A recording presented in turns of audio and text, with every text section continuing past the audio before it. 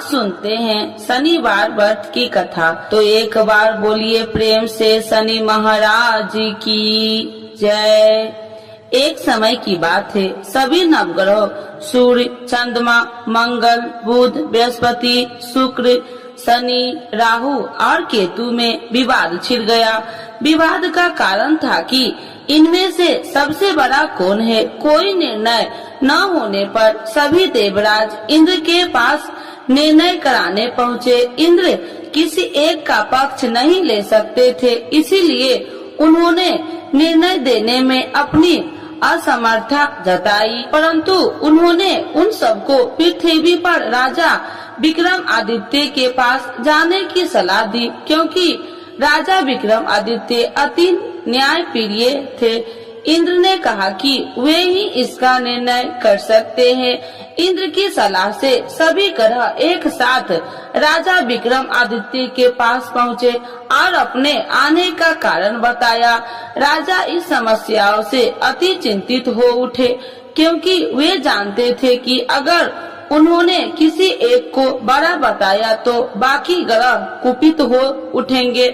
तब राजा को एक उपाय सूझा। उन्होंने सुवर्ण, रजत, कश्य, पीपल, सीसा, रंगा, जाष्टा, अभर्ग और लोहे से 9 सिंहासन बनवाए और उन्हें इसी क्रम से रख दिया।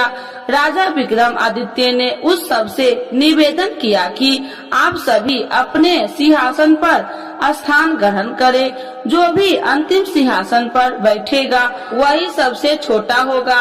लोहे सिंहासन सबसे अंत में था, इस अनुसार लोहे सिंहासन पर बैठने वाला सबसे छोटा होगा। शनि देव सबसे अंत में लोहे सिंहासन पर बैठे तो इसीलिए वही सबसे छोटे कहलाए।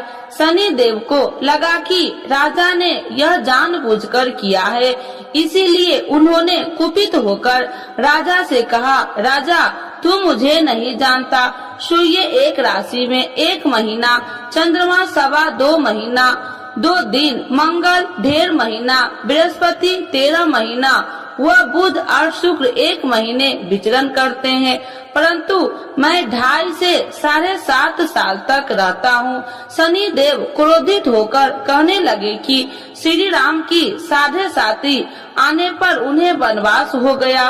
रावण 7.5 आने पर वह वानरों की सेना से परास्त हो गया। अब तुम सावधान रहना। ऐसा कहकर शनि देव वहाँ से चले गए। इसके बाद अन्य देवताओं ने भी वहाँ से प्रस्थान कर लिया।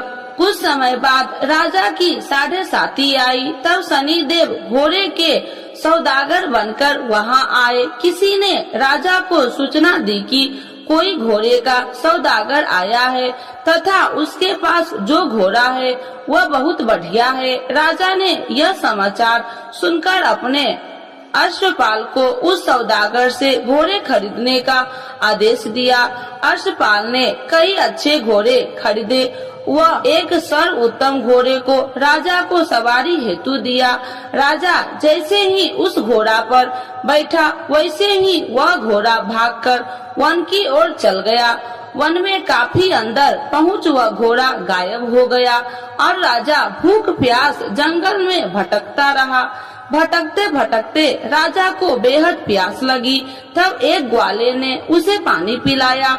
राजा ने प्रसन्न होकर उसे अपनी अंगूठी दे दी। वह अंगूठी देकर राजा आगे चल दिया और एक नगर में पहुंचा। वहां उसने अपना नाम उज्जैनी निवासी बीका बताया। वहां एक सेठ की दुकान से उसने जल इत्यादि पिया और कुछ विश्राम भी किया। भाग्यवश उस दिन सेठ की बड़ी बिक्री हुई। सेठ खुश होकर उसे खाना खिलाने के लिए अपने साथ घर ले गया। वहां उसने एक खूंटी देखी जिस पर एक हार टंगा था। राजा ने देखा कि खूंटी उस हार को निगल रही है और थोड़ी देर में पूरा हार गायब हो गया। सेठ ने समझा कि बीका ने हार चुरा लिया। उसने बीका को कोतवाल के पास पकड़वा दिया। फिर राजा ने भी उसे चोर समझकर उसके हाथ और पैर काट दिए। वह चैरंगिया बन गया और नगर के बाहर फिकवा दिया गया। वहाँ से एक तेली निकल रहा था। उसे राजा पर दया आई और उसने बीका को अपनी गाड़ी में बैठा लिया। वह अपनी जीभ से बैल को हाँकने लगा। उस काल राजा की शनि दशा समाप्त हो गई। वर्षा ऋतु आने पर राजा मल्हार गाने लगा। तब वह जिस नगर में था वहाँ की राजकुमारी मनभावनी को वह इतना भाया कि उसने मन ही मन प्रण कर लिया कि वह उस राग गाने वाले से ही विवाह करेगी। उसने दासी को राग गाने वाले को ढूंढने के लिए भेजी। दासी ने बताया कि वह एक चौरंगिया है, परंतु राजकुमारी न मानी।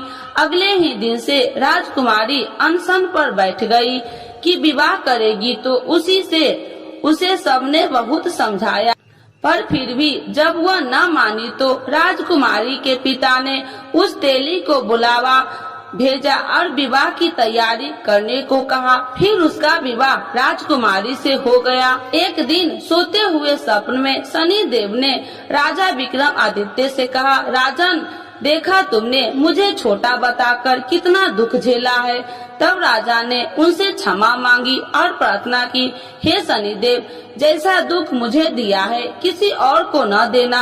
शनिदेव मान गए कि और कहा, जो मेरी कथा व व्रत करेगा उसे कोई दुख न होगा तथा जो नित्य मेरा ध्यान करेगा और चीटिया का आटा डालेगा उसके सारे मनोरथ पूर्ण होंगे। साथ ही शनिदेव ने राजा को उसके हाथ पैर की वापसी दे दिए। प्रातः आँख खुलने पर राजकुमारी ने जब राजा को देखा तो आश्चर्यचकित रह गई। बीका ने उसे बताया कि वह उज्जैनी का राजा विक्रमादित्य है। सभी अत्यंत प्रसन्न हुए। सेठ ने जब यह सुना वह पैर पर गिरकर क्षमा मांगने लगा। राजा ने कहा कि वह तो शनि देव का कोप था, इसमें किसी का कोई दोष नहीं। सेठ ने फिर भी निवेदन किया कि मुझे शांति तब ही मिलेगी जब आप मेरे घर चलकर भोजन करेंगे। सेठ ने अपने घर कई प्रकार के व्यंजन से राजा का सत्कार किया। साथ ही सबने देखा कि जो खूंटी हार निकल गई थी वही उसे उगल रही थी। सेठ ने अनेक मनोहर देख राजा का धन्यवाद किया और अपनी कन्या श्री कन्वरी से शादी करने का निवेदन किया। राजा ने सहर्ष स्वीकार कर लिया। कुछ समय पश्चात राजा अपनी दोनों रानियां मनभावनी और श्री कन्वरी को उज्जैनी नगरी के लिए निकल पड़े। वहां नगर वासियों ने सीमा पर ही उनका स्वागत किया। सारे नगर में दीपमाला हुई, सबने खुशी मनाई। राजा ने घोषणा किया कि मैंने शनि देव को सबसे छोटा बताया था, जबकि असल में वही सर्वोपरि है। तब से सारे राज्य में शनि देव की पूजा और कथा नियमित रूप से होने लगी। सारी प्रजा ने बहुत समय खुशी और आनंद के साथ बिताया। जो कोई शनि देव की इस कथा को सुनता है या पढ़ता है उसके सारे दुख दूर हो जाता है। तो एक बार बोलिए प्रेम से शनि महाराज की जय। आरती श्री शनि देव की जय। जय श्री शनि देव भक्तन हितकारी, सूरज के पुत्र प्रभु छाया महतारी। जय जय श्री शनि देव भक्तन हितकारी, सूरज के पुत्र प्रभु छाया महतारी। श्याम अंग्र वक्र दृष्टि चतुर्भुजाधारी, श्याम अंग वक्र दृष्टि चतुर्भुजाधारी। नीलांबर धार नाथ गज की असवारी, नीलांबर धार नाथ गज की असवारी।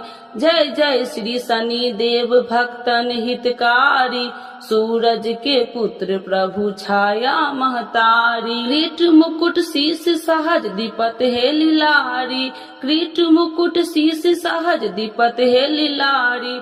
मुक्तन की माल गले शोभित बलिहारी, मुक्तन की माल गले शोभित बलिहारी। जय जय श्री शनि देव भक्तन हितकारी, सूरज के पुत्र प्रभु छाया महतारी। मोदक और मिष्ठान चढ़त पान सुपारी, मोदक और मिष्ठान चढ़े, चढ़ती पान सुपारी, लोहा तिल तेल उड़द महर्षि है अति प्यारी, लोहा तिल तेल उड़द महर्षि है अति प्यारी। जय जय श्री शनि देव भक्तन हितकारी, सूरज के पुत्र प्रभु छाया महतारी। देव धनुज ऋषि मुनि सुमरत नर नारी, देव धनुज ऋषि मुनि सुमरत नर नारी, विश्वनाथ धरत ध्यान हम है शरण तुम्हारी, विश्वनाथ धरत ध्यान हम है शरण तुम्हारी। जय जय श्री शनि देव भक्तन हितकारी, सूरज के पुत्र प्रभु छाया महतारी। एक बार बोलिए प्रेम से शनि देवता की जय, छाया माता की जय, सूर्य भगवान की जय।